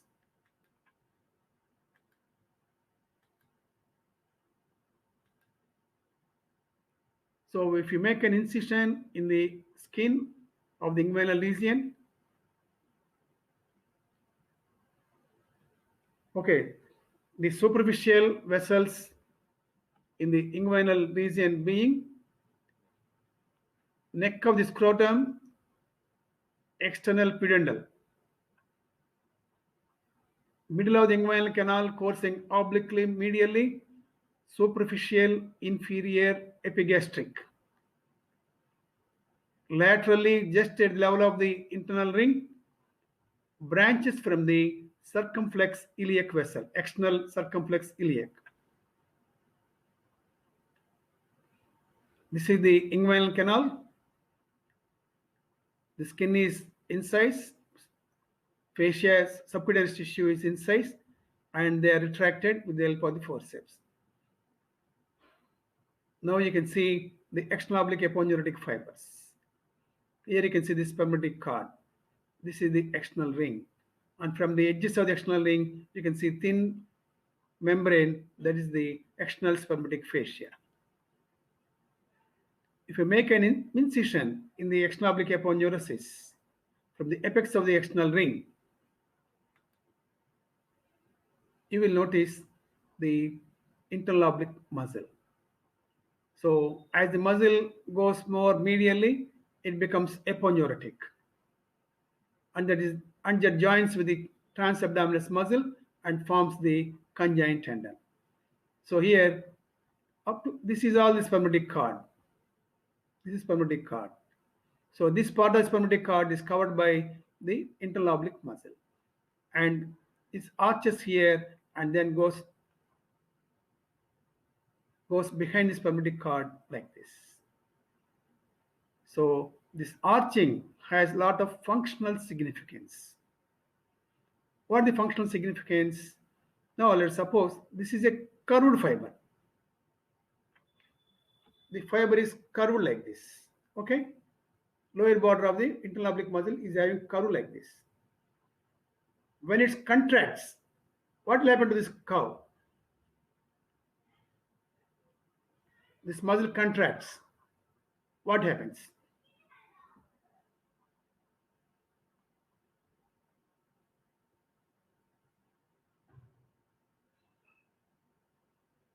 It tries to, when it's being contracted, then this is the length of the fiber. Along the length it contracts. So what happens? It is like this, means it's contracted, it becomes straightened. I will draw it here.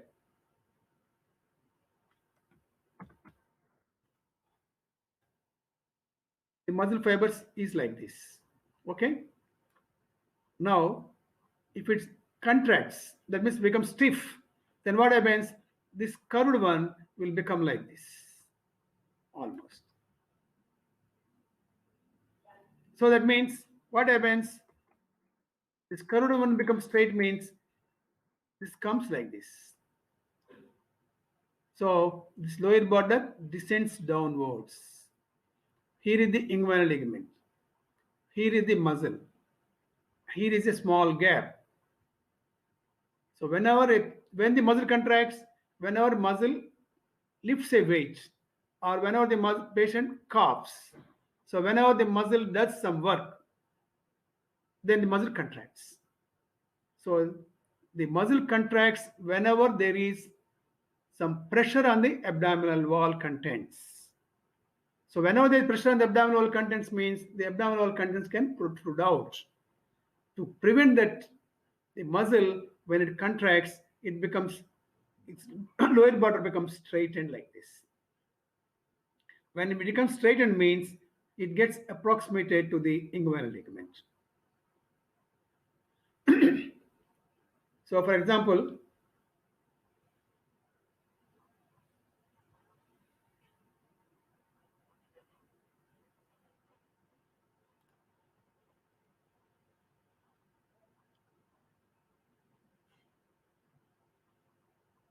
okay,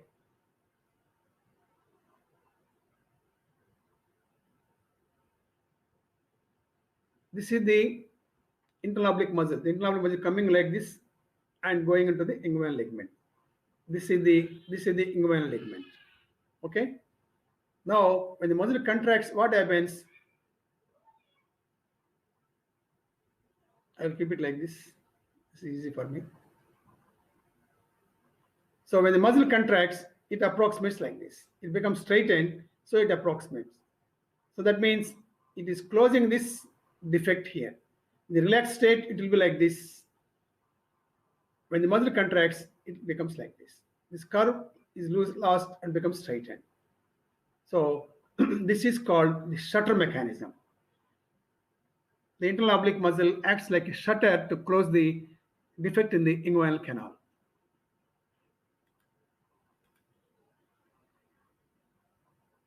Of course, this is the external oblique aponeurosis and muscle. This is spermatic cord. Now you can see here, this is this side, the external oblique muscle is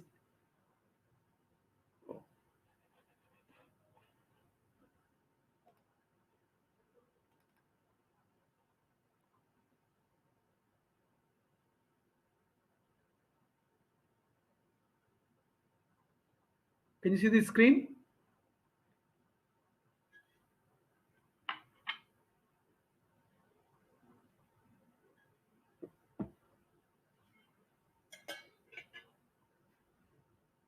Okay.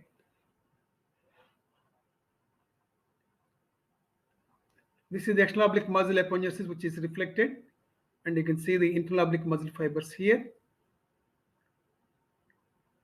And once you cut the internal oblique muscle, then you can see the transabdominis muscle here. You can see its lower border is just above the spermatic cord, and behind the transverse abdominis muscle is the transversalis fascia we have seen just now. So posterior to this spermatic cord, What structures are there? Transversalis fascia in its whole extent. But in the medial side, this conjoint tendon will be there up to here. So medial 1/3 of the posterior wall is formed by the conjoint tendon. The anterior wall of the inguinal canal. Inguinal canal means the space around the spermatic cord is called the inguinal canal. Okay? So the structures posterior to the spermatic cord are called the posterior wall. The structures anterior to it is called the anterior wall. The structures below it is called the floor. The structures above it is called the roof. So what are the posterior structures? You can see the transversalis fascia in its complete extent. In the medial 1/4, in front of the transversal fascia is the conjoint tendon or the combined eponeurosis of the transversus abdominis and internal oblique muscle. Okay? Then in front of the spermatic cord, in the lateral 2/3 is the internal oblique muscle. And superficial to the internal oblique muscle, there is external oblique muscle and aponeurosis. External oblique muscle and aponeurosis is there for the whole of the extent. Internal oblique forms only anterior 2/3. Then the roof, what you see? The arched fibers of the conjoint tendon and internal oblique muscle. The floor is formed by nothing but the grooved part of the inguinal ligament. I hope now you can understand all the 4 walls of the inguinal canal. Its extent, what is the extent? From the deep ring to the external ring. Shall I repeat again all these layers?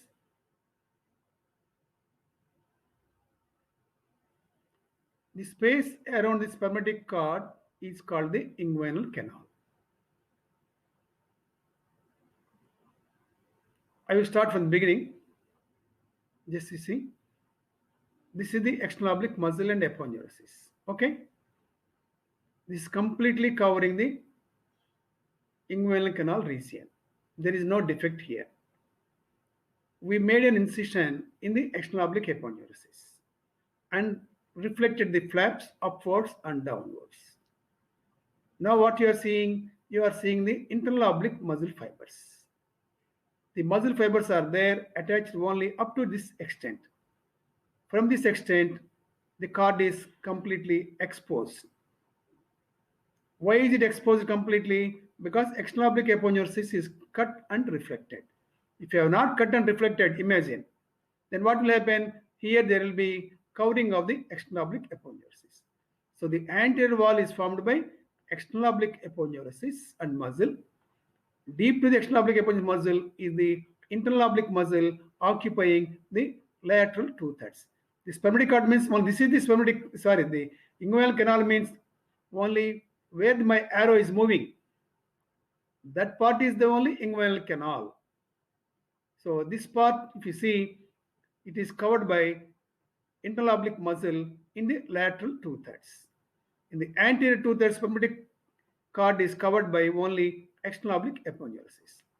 So the anterior wall in its whole extent by external oblique aponeurosis, and deep to that one, internal oblique muscle forms the anterior wall in the lateral 2/3. Now let's cut the internal oblique muscle and see what structures are there posterior to that one. So you can see here, this is the internal oblique muscle which is cut. So posterior to that one, when you see, here you can see transversus abdominis muscle. So there is not forming any wall here.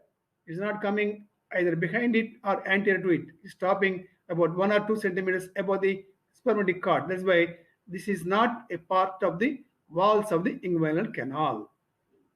Okay? Then what structures are there? Posterior to the cord, you see all the fascia transversalis. So fascia transversalis in the whole extent forms the posterior wall. In the posterior wall, we have seen this. What is happening to the internal oblique muscle? It's going like this, joined with the transabdominis, forming the conjoint tendon and it's going behind the spermatic cord. So here is the spermatic, this is the spermatic cord, but conjoined tendon is up to here. So that is because here the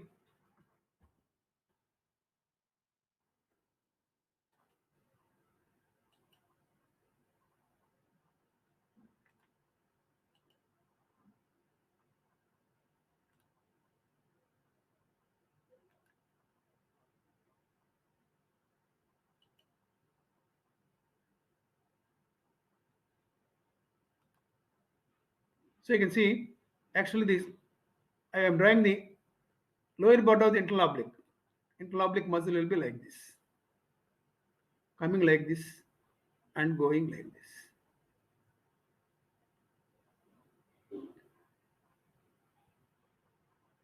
This is the internal oblique. Here it is anterior to the spermatic cord, goes like this, but here it becomes the posterior structure of the spermatic cord. Here, of course, the cord is there. Here, the internal oblique is not. The internal oblique is behind the spermatic cord. So, posterior wall in its whole extent is formed by the fascia transversalis, and medial 1/3 is formed by the conjoined tendon. Of course, the roof is formed by internal oblique muscle. The floor is formed by the inguinal ligament.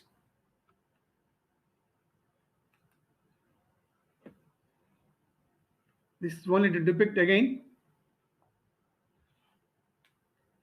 This is external oblique aponeurosis in its whole extent. This is the internal oblique muscle. You can see it's covering the lateral 2/3, forming the roof again, and forming the again posterior wall, forming posterior wall here. This is all the conjoined tendon. If you put retractor here and pull it upwards and laterally, here you can see the internal oblique is retracted upwards and laterally, then you can see the whole extent of the spermatic cord. That means the spermatic cord is covered up to here by this internal oblique muscle. That means internal oblique muscle is forming the anterior covering for the spermatic cord up to here. Okay? Then this is the transabdominis muscle, which is situated deep to the internal oblique muscle. So it is not coming in any way relation to the spermatic cord. It is only forming the conjoined tendon, and conjoined tendon is becoming the posterior relationship in the most medial 1/3. If you remove this transversalis muscle or transabdominis muscle also, then you can see the whole area is formed by the fascia transversalis. Of course, deep inferior epigastric artery is there coursing over the fascia transversalis. Sorry, deep to the fascia transversalis. So this is the anatomy of the inguinal canal. The lower part is formed by the floor, that is the inguinal ligament. The arched fibers of the internal oblique muscle forms the roof. Is this anatomy of the inguinal canal clear for you? Unless you know the anatomy, you cannot understand the clinical manifestations and the surgical treatment of inguinal hernia.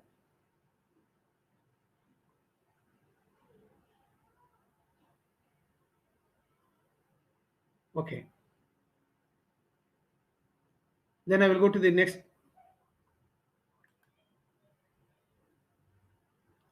If you go into the abdominal cavity and look,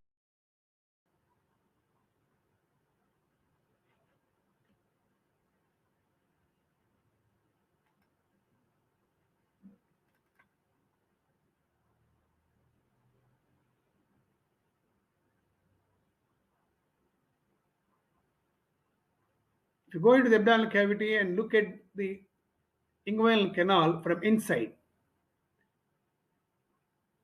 so you will see these structures. Here is the anterior superior leg spine. This is the inguinal ligament.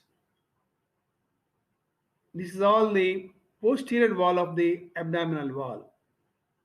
And this is the anterior wall of the abdominal wall.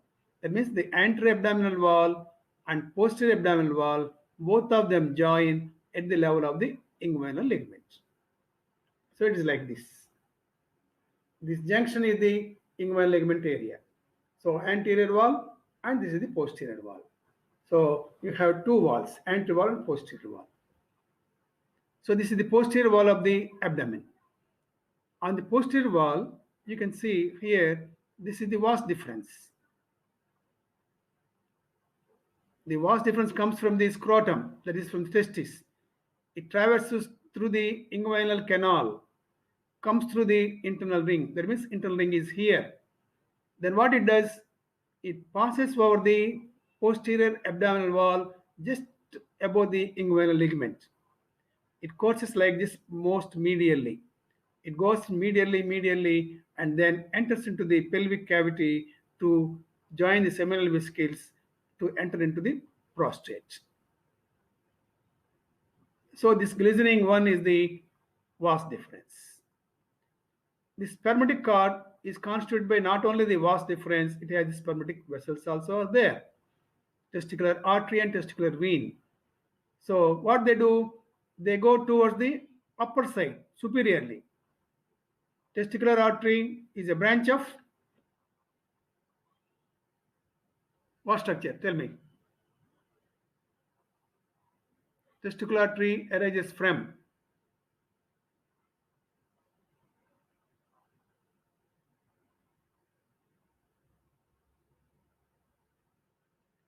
very good abdominal aorta at what place?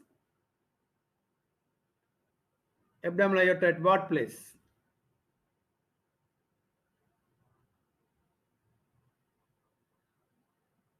Not L3 exactly, it is L1 level. At L1, not T11, it is L1. Okay, L1. Okay. What is the significance of that? What is the significance of testicular artery arising from aorta at level of L1? Does it have any clinical significance?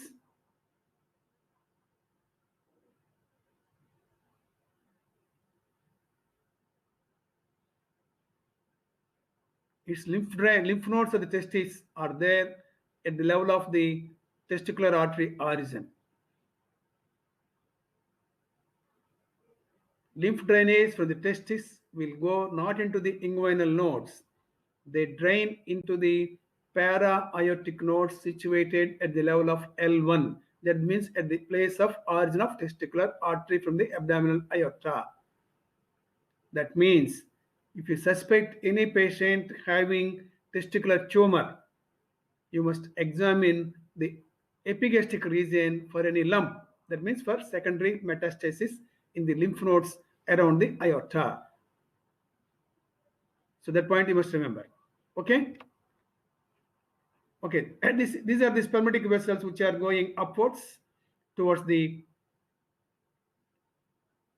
abdominal aorta. Now you can see this V. So this is forming a triangle here. In this triangle, just here,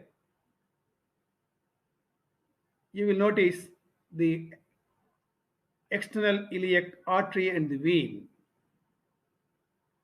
In laparoscopic surgery for hernia, the surgeons will place the staples here. So this place they will not put any staple, because if they put a staple here, the staple will go and puncture the external iliac artery, producing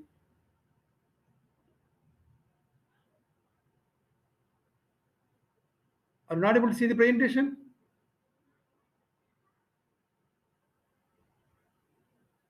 Are you able to see the screen? Yes or no? Okay. You can see. Okay. Srikanth, I advise you to refresh your screen because there's some problem at your end, because other students are able to visualize it. So what you do is you press the refresh button or reload button, or switch off screen share and then on it again. Acha, it has worked out. Okay, wonderful.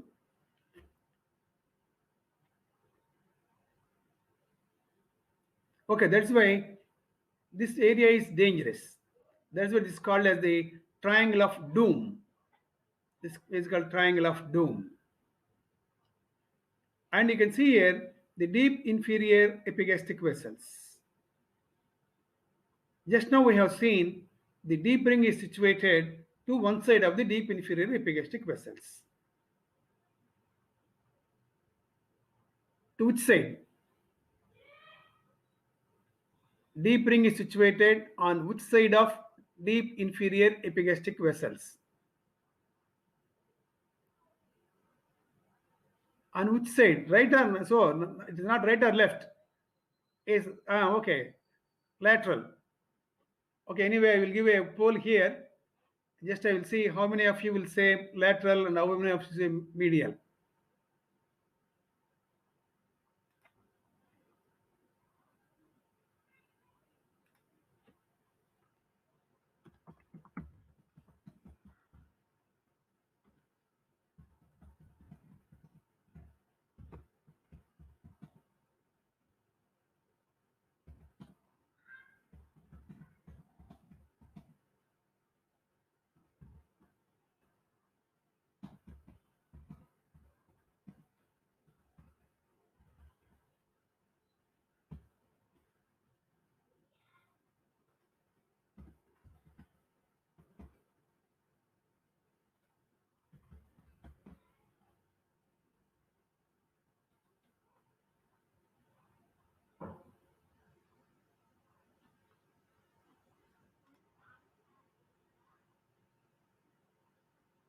Tell me which side. Lateral how many? Medial how many?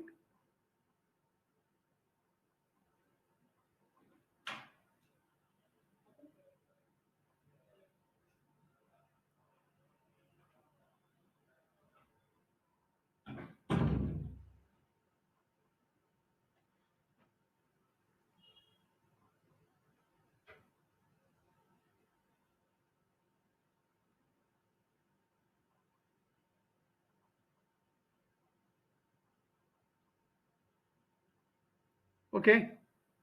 Only one has voted for medial. So just I want to know, it is only lateral, it is not medial. Why do you say medial? By mistake. Okay, that's fine.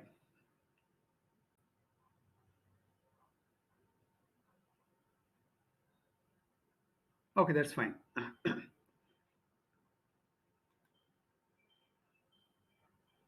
So it will be the deep ring, and if any opening is here, like this, like in this case, then that means that this is a case of direct inguinal hernia.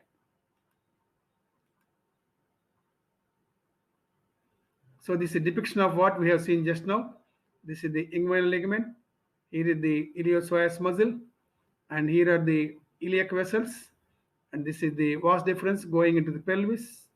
These are the testicular vessels going upwards, and this is the triangle of doom. And this is deep inferior epigastric vessel, and here will be the deep ring, and the direct hernia comes through this area.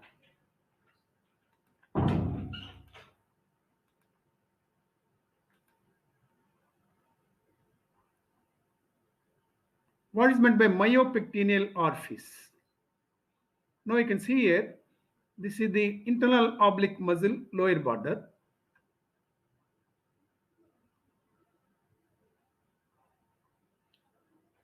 Okay, triangle of pain, I will tell you when we talk about the surgical procedure, because if I tell that one triangle also here, some of you may get confused. That's why just I am avoiding it. Okay, myopectineal orifice means the lower border of the internal oblique and the pectineal ligament here. In between is the inguinal ligament. So the whole orifice is called the myopectineal orifice, and this is the orifice through which the inguinal hernia and femoral hernia come out. Superiorly arched fiber central oblique muscle and transabdominis muscle, inferiorly by pectineal ligament and pecten pubis, medially lateral border of the rectus muscle. So this is about the anatomy of the inguinal canal. Already time is over, so that's why let us discuss about inguinal hernia on some other dates. Okay? Tomorrow happens to be a holiday, so we'll meet again on Monday. So the topic for Monday will be the pathophysiology of hypovolemic shock.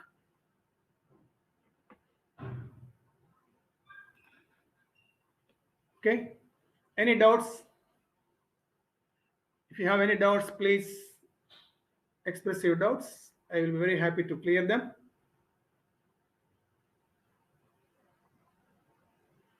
Meschoma. Meschoma means sometimes what happens is the fibrosis over the mesh will be so thickly and densely formed that a small, thick, indurated swelling will form. And that is called the meschoma. That is called the meschoma.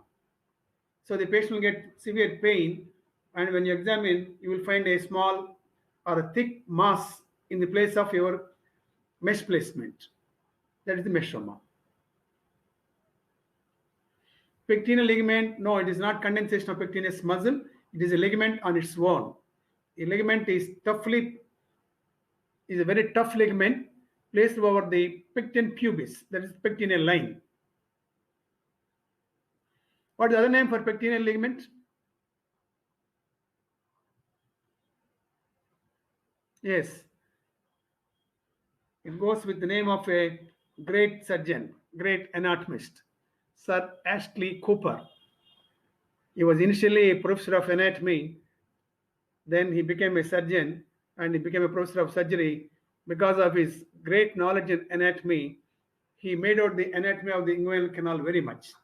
Inguinal canal, femoral canal, so the anatomies were described by Cooper. And because of his meticulous knowledge, he was able to do surgical repair of hernia very excellently well than his colleagues. So it goes by the name of this great man. It's called the Cooper's ligament. Okay, any more doubts? In infant also the same anatomy, but the thing is the external ring and internal ring are not wide apart. They are almost near to one another, almost near, but canal is there. In the adults, the canal is of about some 3 centimeters to 5 centimeters long. In infants, it is about 1.5 to 2 centimeters. Canal is there. The remaining parts, everything is same. The anterior wall, the posterior wall, the roof, the floor, everything is same. The contents, everything is same.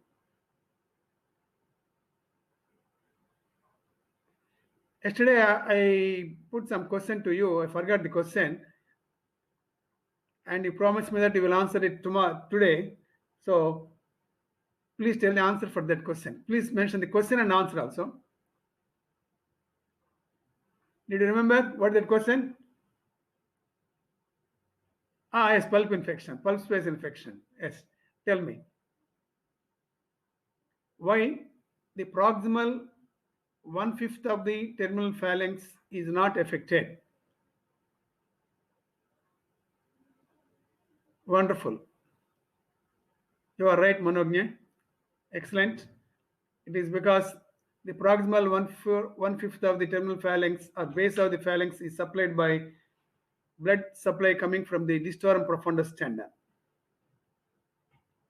Very good. Okay. Well, let's close the session today and meet again Monday at 4 p.m. If you have no doubts, I will close this session. Thank you. Wish you all good night. See you Monday.